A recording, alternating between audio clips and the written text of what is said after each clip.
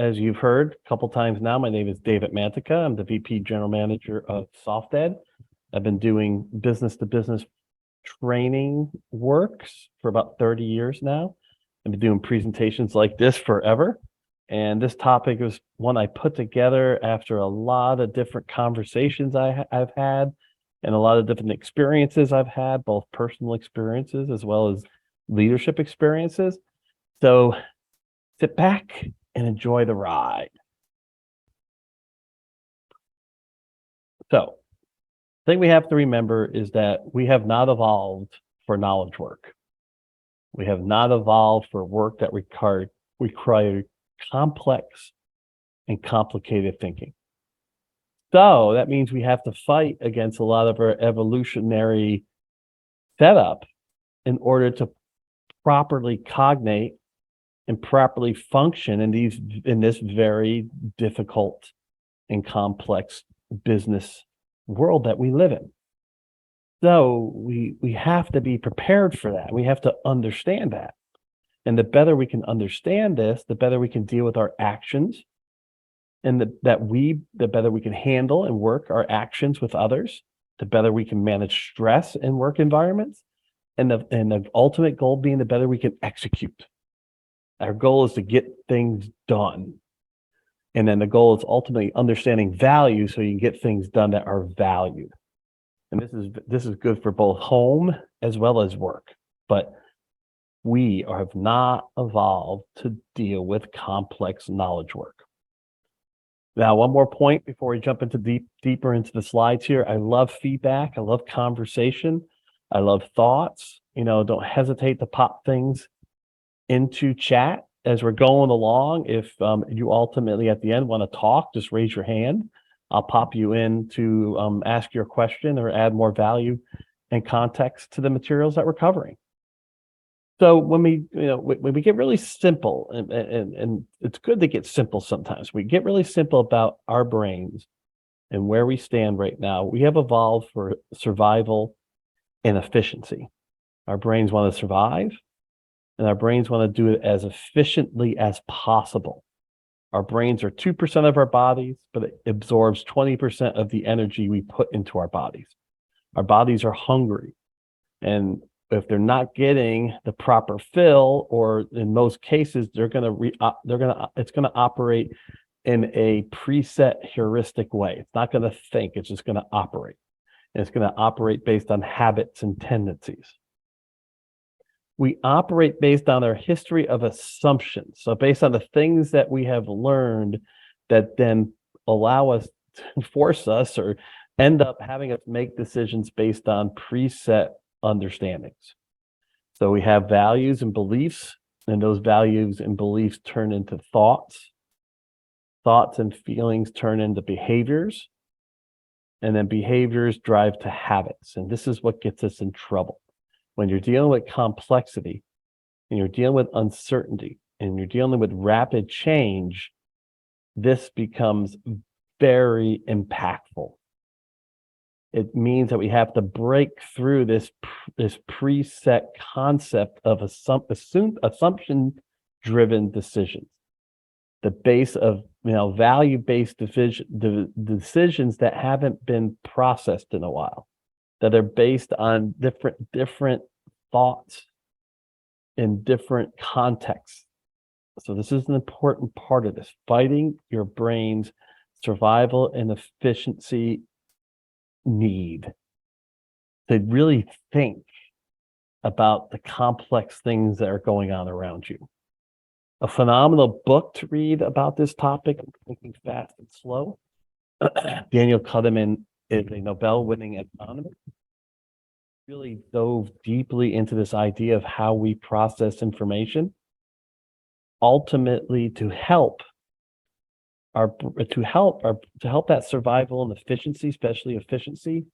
What we do is we operate on a shutdown level where we just use our stereotypical heuristic patterns to make decisions.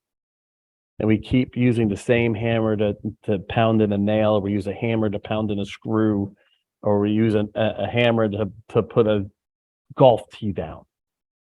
We're not seeing what those different things are. We're just using that hammer. One, it reduces the energy needs that our brain needs, and two, it's a protective mechanism. But it stops that creative thinking. What we want to do is we want to get into system two thinking and then get into a flow in that higher level of cognition. To do this, we must feed our brain over long periods of time. Like when you do a presentation like this for the first time, or you're really absorbed in a deep conversation, you come out of that feeling like you just boxed a couple rounds with Mike Tyson or somebody else. I mean, or you ran a 10K. Your body feels exhausted because your brain is exhausted.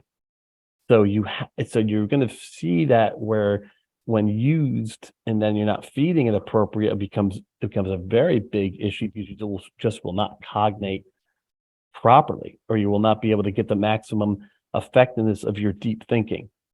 And so what we're trying to do is we talk through this presentation is trying to get you to learn how to push system two thinking more, how to get yourself in a mode that you're actually deeply looking at the things around you and what's being presented to you. The challenge is our society continues to go tighter and tighter into 2-second information bites, 10-second information bites, headline information bites. It's feeding that concept of efficiency and survival, but it's causing us not to be able to think as deeply as we should and continue to build habits of system one thinking. So Daniel Kahneman, great book, really gets into the economics, the value aspect, the behavioral economics of how our brains operate and the impact to be able to perform when you have to do deep thinking. So tricks. All right, here's the first trick test for you. When we initially come to somebody, we look at them and we judge them on trust and competency. This is preset because we want to A, work with someone who's competent, and then B, we want to trust that they're going to keep working with us in an ethical, moral, and positive way. Think of it when you were in a hunting party. Our ancestors were in a hunting party, and then they ran into somebody.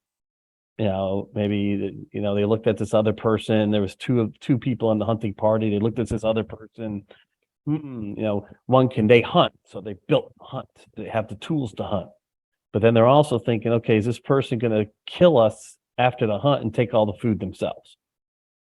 So this trust and competency thing can provide you very bad initial feedback. But the problem is once you do this, it's hard to break that. It's hard to break that assumption. So in this slide, you can see, as you probably all see right now, the person's the same person. It's just wearing a different type of cover. And what we like to do is we like to judge the book by the cover and not get into the meat of it. So these are old adages coming out, but there's a reason. There's a scientific reason for these old adages. And it ties back to that quick trust and competency judgment that we want to make. But this is the basis for a lot of problems in our society and a lot of problems with people we work with and not viewing them appropriately and thus not working with them appropriately. So again, questions or comments or thoughts, don't hesitate to share it in the chat. I will definitely read them, share some of your ideas. If you have a website that you want to share out there that you say, wow, this is a great website that you should go to, don't hesitate to put that in there as well. So let's look at the basics of our emotional response. So we're really going to dig into three things ultimately. Emotional response and emotional distortions. We're going to look at cognitive responses and cognitive distortions. And we're going to talk a little bit about habits and stress management. So let's look at these emotional distortions, okay? Your eyes don't see, your ears don't hear. Both our eyes process light waves, our ears process sound waves, turned into electrical impulses, and are perceived by our brains. Then our brains are pulling assumptions, beliefs up to make that perception better and try to find some understanding of that initial perception. Then if you have time, you'll get into the thinking side of things where you start processing it and looking at things. But for the most part, our first inkling, trust, competency, then we make an emotional judgment. Our limbic portion of our brains are in operation. So we have a brain stem, we have this limbic brain, and then we have the cerebral cortex. 3 high-level portions of our brain. The brain stem definitely just regulates breathing, it regulates heartbeat, it operates without any real thought, right? It just is there and it's working. The limbic brain is the emotional response, and it's one of the oldest parts of our brains outside of the brain stem, and it is the initial thing that stimuluses go through.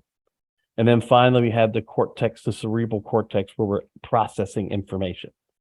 What we have to realize is that you go through trust and competency, but then your limbic brain is looking at the stuff that's going on around you.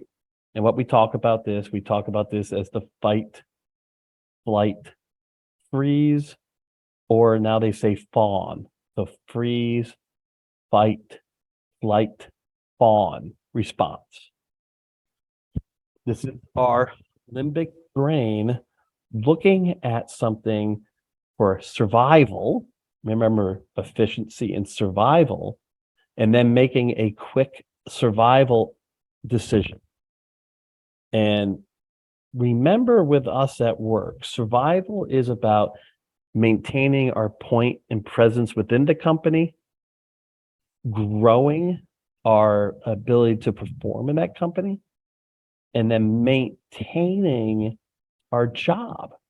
Really, job loss is a form of death to us. That has the same implications to us as death. So our brain is, we feel that way, we have a belief that way, and thus our brain and our emotional responses are initially focused on, oh my God, I can't lose my job. And so that's where the reaction is. Chris, thanks for the share on Cuddeman's work. It's amazing work. I think every business professional should read that book, and it should be a required textbook in college as well, in any business, economic, political science, sociology, any of the sciences, and even in MBA programs as well. I truly believe that. So if you recognize this, then there are things you can process and look at. One is you can deal with, conflict better. You can deal with, improperly worded emails. You can deal with requests that are over and above what you're supposed to do. You can deal with these difficult things better if you let your body get through this initial process of emotional fight, flight, or freeze response. Because what's going to happen is, if you perceive it as some type of threat, then your brain's going to focus the limbic brain into action. You're going to start getting hormones through your body like cortisol and adrenaline, and you're really going to have reduced cognition because your body's preparing to fight. Hey, Shannon, good. Dig that book up. It'd be great. So understanding this is important. And so what we want to do is we want to understand our emotional quotient. We're not going to spend 5 slides on emotional intelligence. But I want to talk about the 4 levels just really quickly. If you can be self-aware, then you can start judging when you're processing a fight, flight, freeze, or fawn reaction to some type of stimuli that's coming into you in the work environment.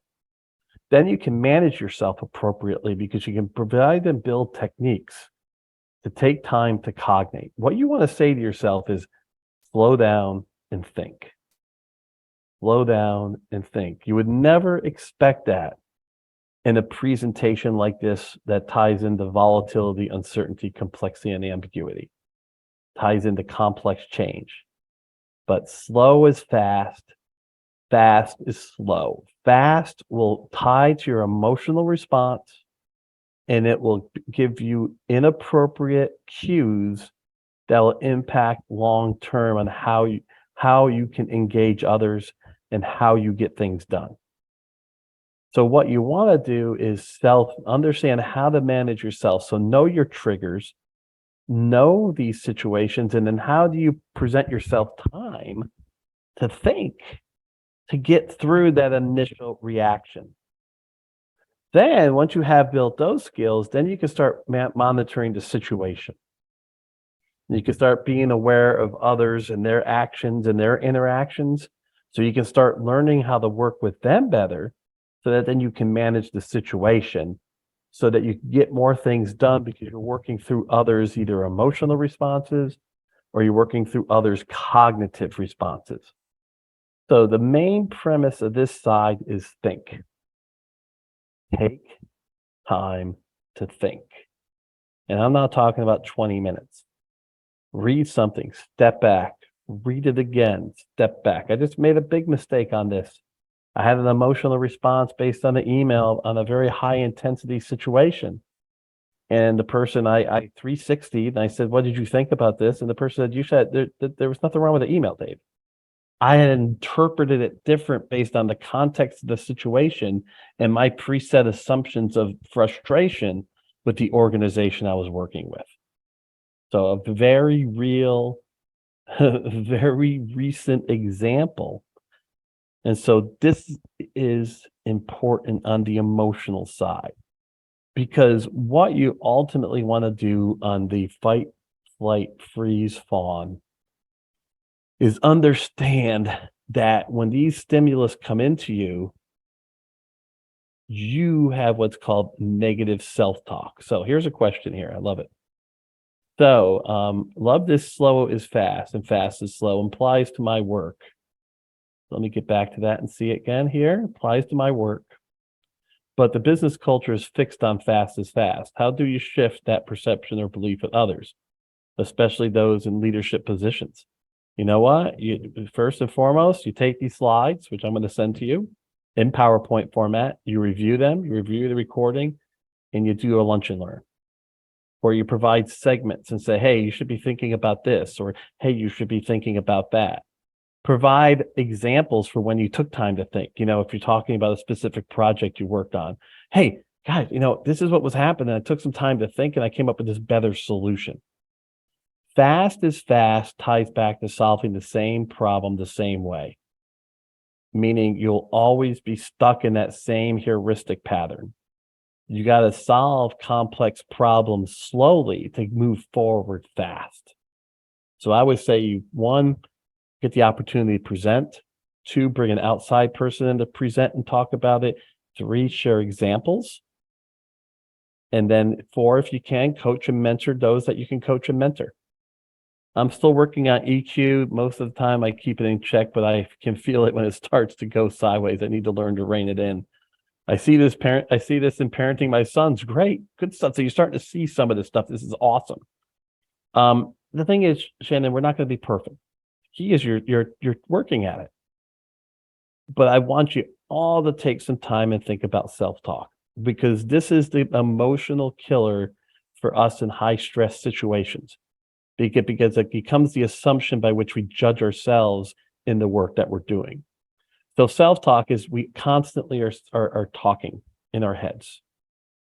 Many of you may not have caught it yet. A lot of you have. If you want a chance to dig into this more, you can look at the book Chatter. Chatter is done by a PhD psychiatrist, a powerful book on the impacts of negative self-talk. And if somebody want to look it up and then put it into chat where it is on Amazon or some other purchase site, that'd be great. But when out of control, self-talk is saying things like this. I'm no good. I'm no good. I'm no good. I'm no good. I'm not smart. I'm not smart. I'm not smart. I can't do this presentation. I don't know what I'm talking about. I'm horrible at presentations. I'm horrible at presentations. I'm not going to get this done. I'm not going to get this done. I'm not going to get this done. And this is where that fight, flight, and freeze starts absorbing. Thank you, Chris. Starts to absorb into your system. And this becomes the physiological impacts of lack of emotional control. And you start getting stress-related illnesses. And remember, stress-related illnesses are going to attack your electrical centers. Your brain is an electrical center. It's going to attack your brain and headaches, dizzy spells. And then your heart is an electrical center. It's going to impact your heart rate. It's going to impact your blood pressure. It's going to possibly impact your heart muscles. And then if your stomach and your intestines are another electrical center, this is where you're going to get ulcers, you're going to get diverticulitis, you're going to get, other things, IBS, other issues associated with digestive issues. And then when you go back, what's happening now is your brain has begun to absorb the negative self-talk and stress that you present to it. And this is us doing it. And it's doing it because we're saying things to ourselves that are not real, but we're getting ourselves to believe it. And thus we're having a very anxious reaction. And then we have spews of cortisol and spews of adrenaline flowing through our body, which just ultimately rips up the physical side of us. It just tears into it. Our bodies can't constantly perform with cortisol and adrenaline. It's not good for it. With the cortisol and adrenaline, we're fixated on short-term survival. Okay, run as fast as you can for 20 minutes. Fight as hard as you can for 15 minutes. Freeze. Hold that. Don't, for 10 minutes. These are the things that cortisol and adrenaline were meant for. Fast, quick. When they're presented consistently, then they start having very negative impacts on the overall system. So that self-talk, if you could dig deeper into that self-talk, and we'll talk at the end of the presentation about some techniques to manage self-talk, and most of you probably know it's meditation, Dave, meditation. Certainly it's one of the powerful elements to do. Another is positive thinking, but ultimately you can get deeper into that. So Shannon talks about mind stems from bringing up something I can see as an issue in the project. It gets rejected, but lo and behold, 90% of the time it comes back around. That's when the switch happens. I want to say, I told you so, which I never say, but it makes me very stressed. Yes. So in that environment, Shannon, you have to understand and accept that this is the way it is. And if I'm going to stay here, this is what I accept, instead of taking responsibility for it. Instead of what you're really saying to yourself is, I caused this. I shouldn't be working here. I shouldn't be working here. Or I'm causing this. There's got to be some way to fix it. It's never going to be fixed. And so taking a more positive approach to it would be, how can you support it? Knowing that it's not about you. And then making decisions about what you might want to do proactively instead. Shannon, I suffer from all these things. I mean, one of the reasons I can I know this stuff because I had to deal with it since my early 30s. And I've made horrible mistakes with it as well as I've gone through the learning process. So as part of a battleground for when you read the book Chatter, as part of the battleground, you're going to have to really look at trying to grow a growth mindset. Negative self-talk is based on a fixed mindset. It's based on the fact that you believe you can't change, and you believe those around you can't change, and you believe that you're in a box and that's the only box you're going to be able to live in. And sometimes our society likes a bit of sarcasm and, self-deprecation and things like that. But that's, that can lead deeper and deeper to getting to the point where you're actually starting to believe it. The growth mindset is learning to believe that you can learn, you can grow, you can challenge yourself, you can get through failure if there's bad presentation. You can get through failures when you maybe picked the wrong job, but you want to stick it out for a year or two because you want to get something out of it, like a good benefit package or a better 401k, or the safety and security of the job as you go through other things. Those are some of the things that your growth mindset can tear it apart a little bit more. And then here's the biggest thing about the growth mindset. You actually believe others can change. You have that belief.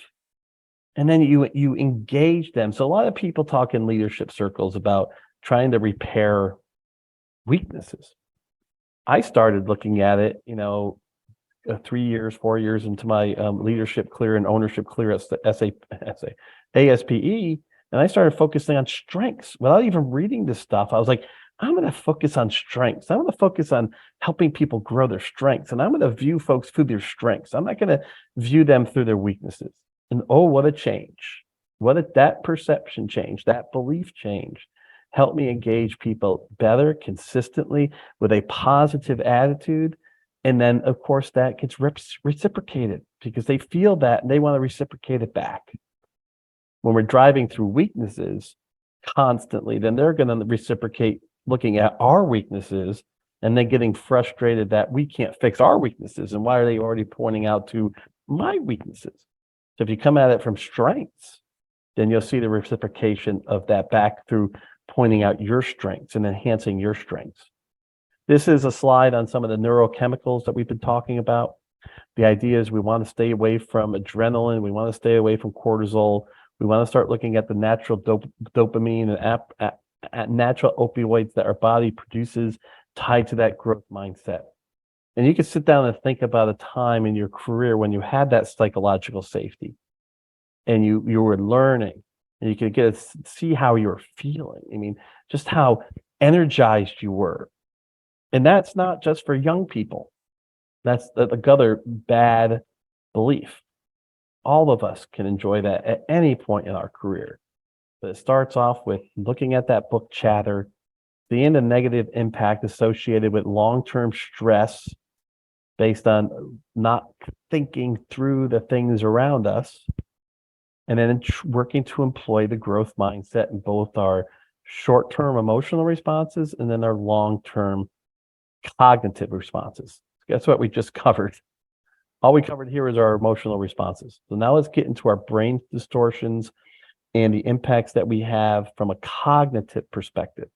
Now, the best author in this space, is, in my perspective, who's known is Malcolm Gladwell. Malcolm Gladwell is a true behavioral economist, but he's a psychiatrist, but he definitely goes into the decision-making side, the understanding of decisions. He gets into these cognitive biases very deeply, and he tells eloquent stories associated with them to help you really understand. So here's the problem. You listen to some of this, you've already practiced it, you're starting to think deeply about some problems, and you have other issues. And the first issue in our thinking is that we want to get an understanding that we have to force ourselves to be empowered. Even if we don't think we are, we have to believe we are. We have to be able to accept autonomy at work because we've been conditioned both in our educational system as well as in our work systems currently that we're told what to do and then we do it, and that's okay. We have this built-in learned helplessness. So now we want to start looking at the fact that I do have autonomy. Here, the fancy word for this is I do have agency. Do you realize that you are a free agent? You can work anywhere you want, anytime, and you're going to be beholden to nothing. The thing that stops us is our fear that we can't move somewhere else. So learned helplessness. That's part of what companies manipulate us to stay in our boxes because of this. We have to believe through the growth mindset that we are hireable, that we can get a job quickly, that we can use our agency to move as we see fit, but also we can use our agency in some of the work that we do. Use that ability to be autonomous in some of the work we do. Building this muscle then gives us the ability to take psychological safety. Now, the thing about psychological safety, a lot of you, and I mean, I know this is filled with a lot of business analysts, a lot of project managers, a lot of SDLC folks, and I'm trying to tailor it towards that because that's where a great deal of my experience is as well. So you start hearing this term psychological safety a lot, you know what I mean? It's like we hear it. We hear it from the agile circles. We hear it from the adaptive leadership circles. We hear it from the DevOps circles, right? Okay. The thing is that I can create the most psychologically safe environment on the planet, but you still have to accept it. Without growth mindset, without the ability of belief in oneself, it's very hard to take psychological safety. It's very hard to accept that because there's no trust. Part of learned helplessness is accepting the trust until something happens, then you make decisions accordingly. I had a big problem with this. I operated and work around my fear system and I got to get things done. I got to get things done because if I don't, I'm going to lose my job. And I had to go through a lot of belief changes in order to help me start to grow and deal with the stresses of complex environments. And one of the belief changes I made is that I will trust people until otherwise proven wrong. My mindset was I don't trust anyone, especially anybody in power.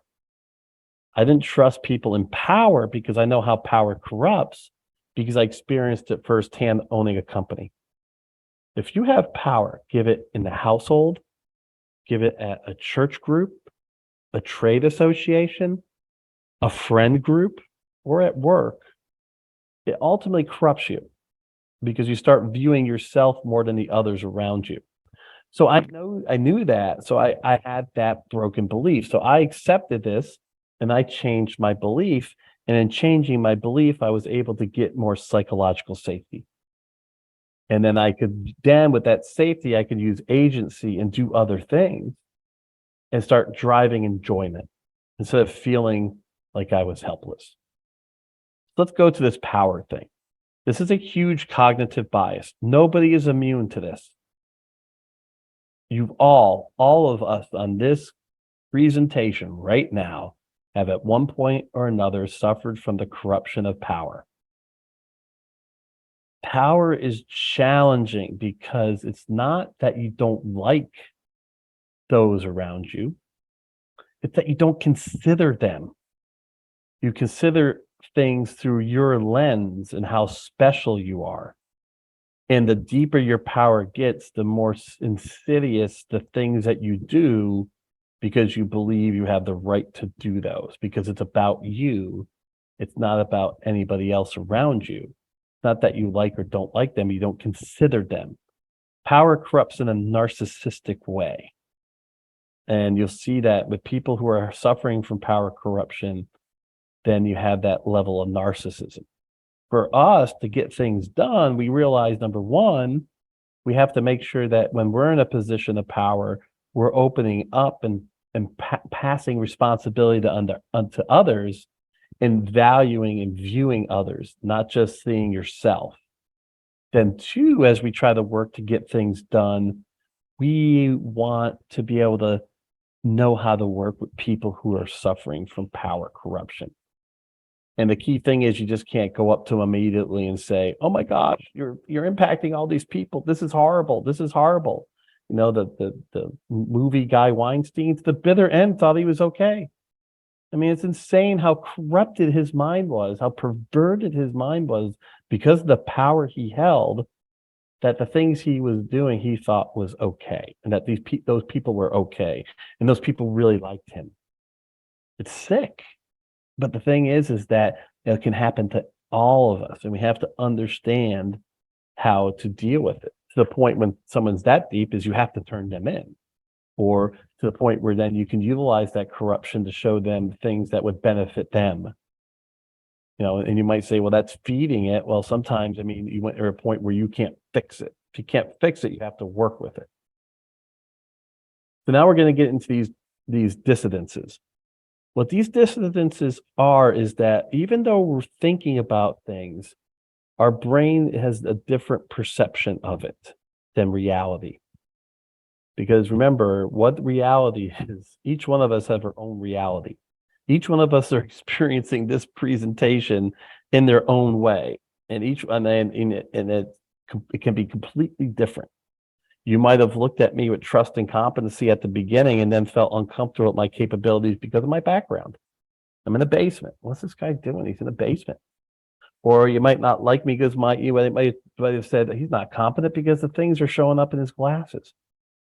And so that changed the filter. Or I might have said something that during the course of the presentation that might have been a little bit offensive to you. So that's going to change your filter. Or I might have connected with you right off the bat, and then that's going to change your filter. So this cognitive dissonance, there is always, when we think more deeply, there is a difference between what is really going on and then what we're seeing. And here are some of those. On the effective forecasting side, going back to that survival and efficiency, most of our time when our brains are going into deeper thinking, we're going to look at the negative impacts more deeply. We're going to overestimate the negative impacts. We're going to overestimate the duration and the intensity. This goes back to losing a job. We overestimate how horrible it will be, and we overestimate the duration of that horrible time. So 2 examples that you can think about here, if you ever want to dig deeper into it. One is time discounting. Even when I'm thinking deeply about something, I have a tendency to value today more than I value tomorrow. So I'll discount the value of tomorrow in my cognition. A great example is me. I'm a pretty big guy, right? I'm getting older now. My weight will impact me. And right now I value today more. So I value an enjoyable lifestyle, eating good food and being, and comfortable. But, that has impacts: heart, knees, hips, joints. You know it. So the thing is I'm suffering from time discounting there. And then you have immune neglect, which is this, if I haven't been impacted by something that has had some duration, then I'm not going to be impacted. So why should I prepare? This happens to people in companies who are having layoffs, but they were impacted. So they get comfortable instead of preparing, because who knows what's going to happen as that company changes. Oh, I'm immune from that. I'm protected from that. Certainly happened in our COVID situation as well in a lot of cases. That's a pathway I don't want to get down. Another one is the cognitive dissonance is endowment effect. And you folks see this a lot when you're dealing with leadership, executive sponsors, high-level sponsors, maybe managers of project team members. If I have a red apple and then Shannon out there has a red apple and exactly the same apple, Shannon's going to value her apple more than my apple because she owns it. It's hers. So even though it's exactly the same from a reality standpoint, this happens in stovepipe battles. So, because of that, you have to understand that this is a dissonance, then how to work through that, how to work through the fact that they value it more. And there are techniques that you can do to work through that. That gets into a presentation called influencing skills.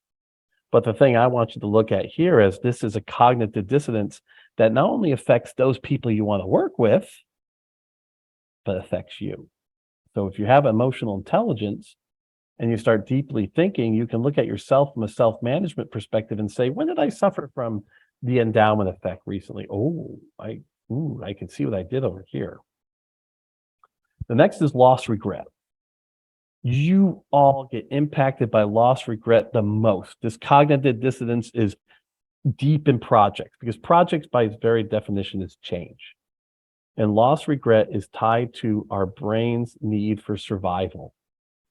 We do not want to change, even if the change has a higher percentage of success, has a good percentage of success.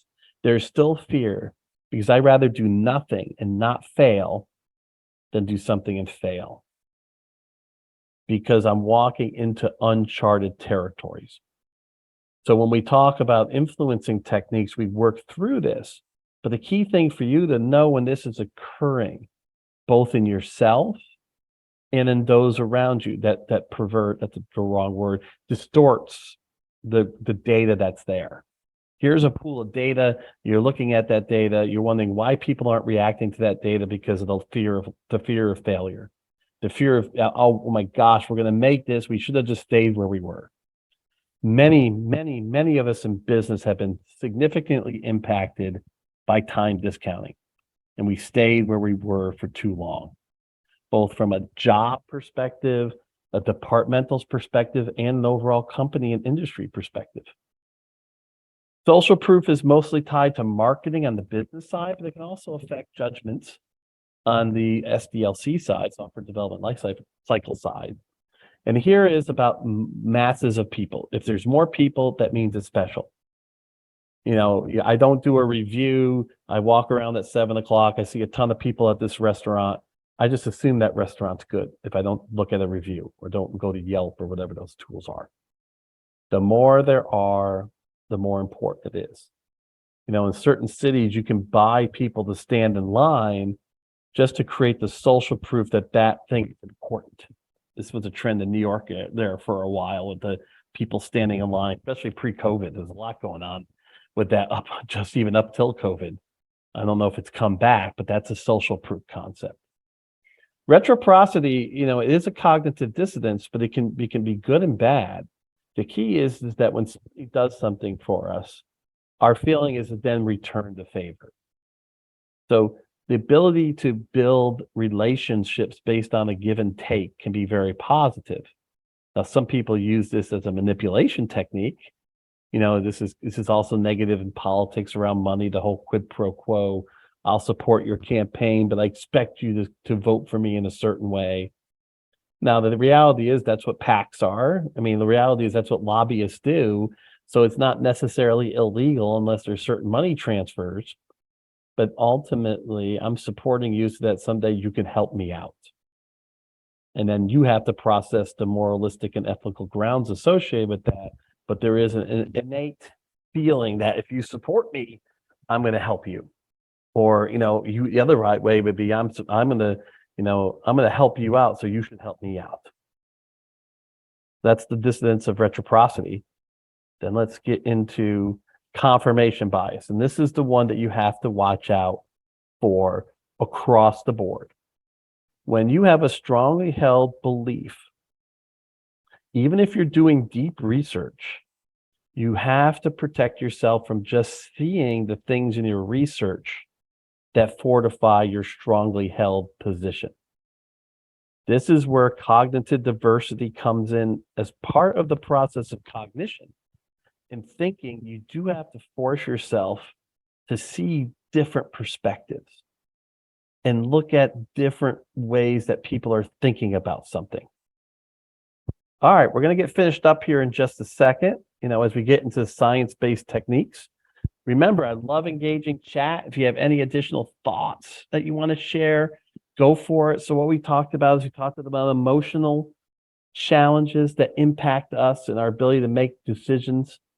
We talked about the stress management side of the emotional issues. We talked about books like Daniel Kahneman's Thinking Fast and Slow. We talked about the book Chatter as a way to help deal with negative self-talk. Then we moved into this idea of distortions on the cognitive side. So if we move through the limbic brain to our neurocortex, there are distortions with regard to that thinking as well. Now, how do we go from here?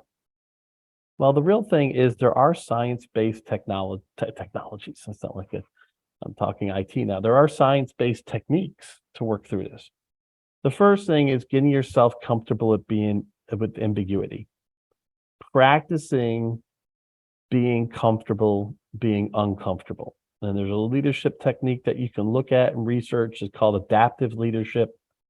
Trying to build the skills to get comfortable being uncomfortable, because you have a growth mindset that that everything's going to be okay. The fact that you're going to learn through that being uncomfortable, because we only truly learn when we are uncomfortable.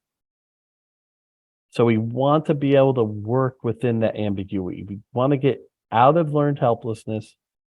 We want to be able to embrace psychological safety, knowing that we are safe because we are empowered. And then we want to be able to push on the status quo. And when we can do that, then we can empower change. But as part of this techniques, you have to realize that you can unlearn. The fixed mindset is based completely on the fact that you and others around you cannot learn. You don't believe you can learn something new. Here's a technique. Do it in its opposite. Unlearn the stuff that you have, so then you'll have room to learn more.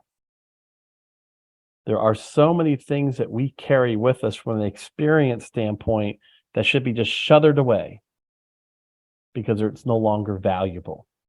And Barry O'Reilly wrote the book on unlearning. You could type it in there, unlearning. You can, read the first 5-6 chapters or so, and you get a sense of what this is. And so that you can use that as a technique to help your brain work better. And all you're doing is you're getting rid of expendable things that you have that you're carrying that produce no value. Well, the other thing you want to look at, and you see all these things like Wordle And the dog's name is Kevin Bacon, believe it or not. It's insane. But that's Kevin Bacon up there barking. Sorry about that if you're hearing it. But basically, neuroplasticity is something if you believe in the growth mindset, you have to believe that we can change our thinking at any time in our life. The problem is the older we get, the hardwired system one thinking patterns in our brains become deep and channeled. So it takes longer to build out of those, but it's totally possible. Our brains can grow no matter what age. Our brains can change and adjust. So you have to believe that. One of the simplest exercises is to brush your teeth with your left hand if you're right-handed, or vice versa. Do your normal morning routine backwards. Drive a different way to work. Walk backwards sometimes. There are, do things around the house with one eye closed. These simple things can help your brain see and force your brain to have to relearn things around it to get that neuroplasticity going. And you have some other techniques there as well. Then we all know the fact that we have to build habits. There are two great books on habits, Tiny Habits and Atomic Habits. Tiny Habits and Atomic Habits talk about starting small. This is the thing. Everything we do in complexity is iterative. We have to start small and build from there. The 30-day challenge is, if you're starting small, continue to do that small for 30 days. And then you can build out another element, do that for 30 days. Then you can start building habits that are going to help you, not sticking with the heuristic patterns that have been bringing you down. Because we want to change. We have to change through habit building, and we have to change through understanding how to build those habits. And then really the most powerful tool for knowledge workers is meditation. When you meditate, what you're doing is you're not stopping, you don't stop thinking. Meditators understand that what you're doing is you're not emoting on the thinking, and you're seeing the thinking. You're not giving it value, you're just seeing the thinking and you're pushing it away. You're seeing those negative things, but instead of absorbing those negative things, you're pushing them away and you're quieting your brain. So you're building time by which your brain can be quiet and open. And this in complexity has to be practiced more. And you heard, what's his name? Got my brain fried. LeBron James is really pushing Calm for a while. I personally use Headspace. There are other free apps out there, I'm sure of. There's books as well. But this truly helps you get an understanding of self-talk and how to control some of the negative self-talk. Now, you'll get these slides so you can see some of these techniques. But really, I'll end with a thank you. And since I have time, I've got time for lots of questions. If you want to be opened up, I can open up your mic. Or if you want to put a question in chat, go for it. So any questions, comments, thoughts? You'll get the slides. They'll be sent out as well as the recording.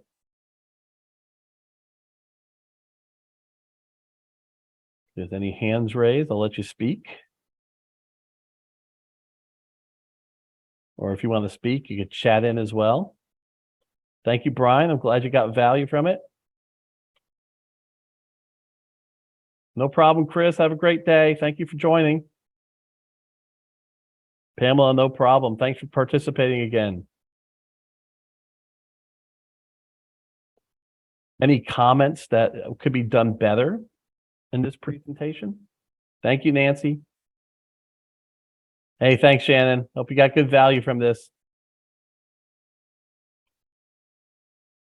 All right. I'll give it oh, there is a Q&A question here. Okay, let's put it in here. Oh, Nancy, thanks. Thank you for that. Yeah, it is. I love this topic, as you can tell. All right. Well, I'm gonna leave as well. Have a great rest of your day. Thank you so much.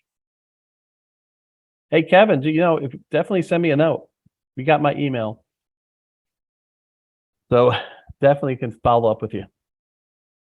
We can start looking at putting some of the techniques into action and talk about influence as well.